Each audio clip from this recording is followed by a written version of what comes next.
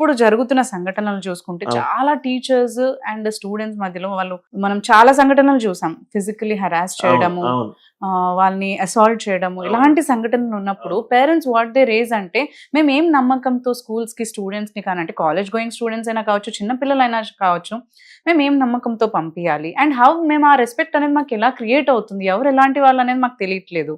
So students కి కూడా అదే మార్క్ పడిపోతుంది అని అంటున్నారు. సో దీని మీద మీరు ఏం చెప్తారా? డెఫినెట్ గా madam, just because one person stole my purse when I was traveling in bus does not mean that I will stop traveling in bus. Bad is there, good is also there, right? నేనేమంటాను madam, పిల్లలకు first teachers అమ్మా నాన్న. First thing అమ్మా నాన్న చెయ్యాల్సింది పిల్లల దగ్గర time spend చేయడం. పిల్లలు నేర్చుకోవడానికి రెడీగా ఉన్నారు, వాళ్ళకు గుడ్ బ్యాడ్ థింగ్స్ కూర్చోబెట్టి కాన్వర్జేషనల్ కమ్యూనికేషన్గా చేయడము, రైట్? మళ్ళీ నేను ఒక 5-10 నిమిషాల ముందు చెప్పినట్టు, ఒక టీచర్ అనే person he is an epitome of good character. ఒక టీచింగ్ స్థాయి తగ్గించి తను చేస్తున్న వృత్తి వల్ల, పని వల్ల టీచింగ్ కే రెడ్ ఫ్లాగ్ వచ్చింది అని అంటే, అటువంటి వాళ్ళు దయచేసి ఈ ప్రొఫెషన్ లో ఉండకూడదు. మిగతా ఏ ప్రొఫెషన్ అన్నా న్యాచురల్ గా రెస్పెక్ట్ ఇచ్చే ప్రొఫెషన్ ఇది. టీచింగ్ అనేది ఎందుకంటే ఎంతో నమ్మకంతో వస్తాం. అబ్సల్యూట్లీ మేడం, నేను ఎప్పుడూ చెప్తూ ఉంటాను. ఈ రోజు పొద్దున కూడా ఒక టీచర్ దగ్గర చెప్పాను, ఒక టీచర్ గా మనము క్లాస్కి ఎంటర్ అయ్యే ముందు, అంటే ఒక టెంపుల్కి వెళ్లే ముందు చెప్పులు ఎట్లయితే ఇప్పి సిన్సియర్గా వెళ్తామో అదే సిన్సియారిటీ తోటి మనం క్లాస్ రూమ్ లోకి అడుగు పెట్టాలి. క్లాస్ రూమ్ అనేది ఒక టెంపుల్ లాంటిది madam.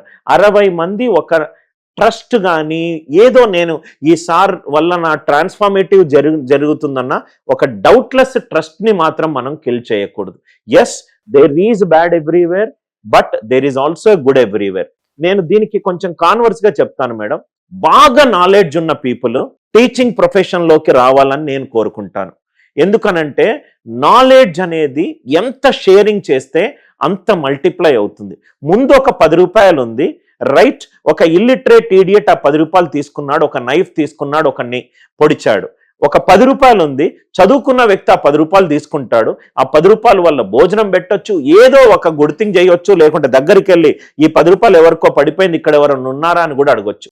Good knowledgeable person has the moral responsibility to teach. As a టీచర్గా నేను ఎప్పుడు నాలెడ్జబుల్ పీపుల్ కలిసినా నేను ఒకటే అంటాను, ఇంత సంపాదించారు, ఇంత నాలెడ్జ్ ఉంది, కొంచెం షేర్ చేయండి, కొంచెం షేర్ చేయండి. ఎందుకంటే గుడ్ ఎప్పుడూ కూడా, టీచర్ అనేవాడిని నేను ఒక 4 walls of a class room లో సబ్జెక్ట్ మ్యాటర్ ఎక్స్పర్ట్ గా నేను డిఫైన్ చెయ్యట్లేదు.